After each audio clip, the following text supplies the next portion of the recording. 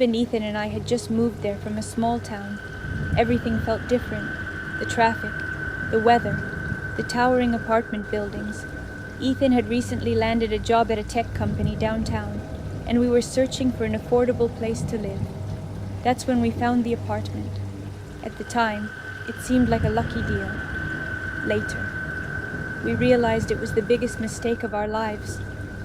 It was raining heavily that evening. Thunder rolled across the dark sky. A leasing agent led us to an old apartment building on the edge of the city. The moment I saw it, something felt wrong. The building looked abandoned. Several windows were broken. Others were boarded shut. Only one window near the top floor glowed with a faint yellow light. The leasing agent smiled awkwardly. "Rent's cheap," he said. "The residents here mostly keep to themselves." Keep to themselves? No. That place wasn't quiet. It felt dead. We walked through the front gate. As it opened, it let out a long metallic screech. It sounded like a warning. I grabbed Ethan's hand.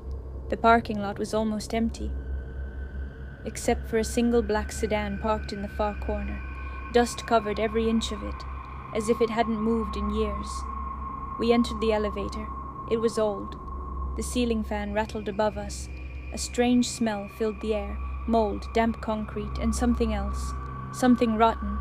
I covered my nose. Ethan laughed. "We'll get used to it." The elevator began moving. Second floor, third floor, fourth floor. Each time it climbed, the lights flickered. Then suddenly, the elevator jerked violently. I stumbled forward, and at that exact moment I heard a woman's voice, soft, barely a whisper. "Don't stay here." My entire body froze. "Ethan, did you hear that?"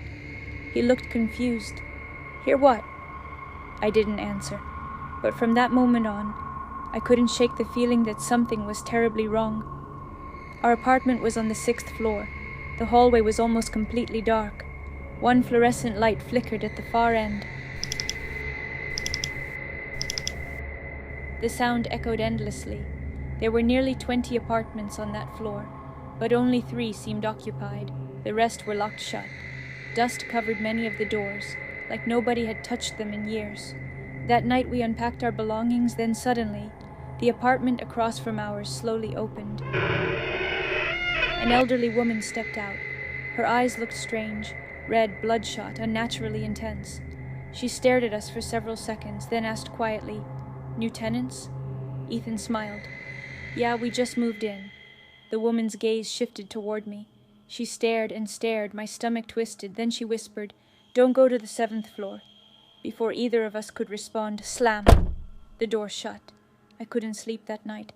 Around 3 a.m. I heard footsteps in the hallway, slow, bare feet scraping against the floor, step. I checked the clock.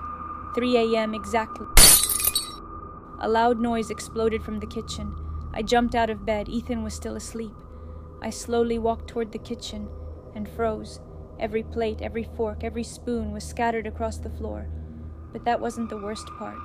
Written on the wall, in wet finger marks, was a single number. 7, I screamed. And then I heard breathing behind me. Slow, heavy, very close. I turned around, and standing in the darkness was a woman.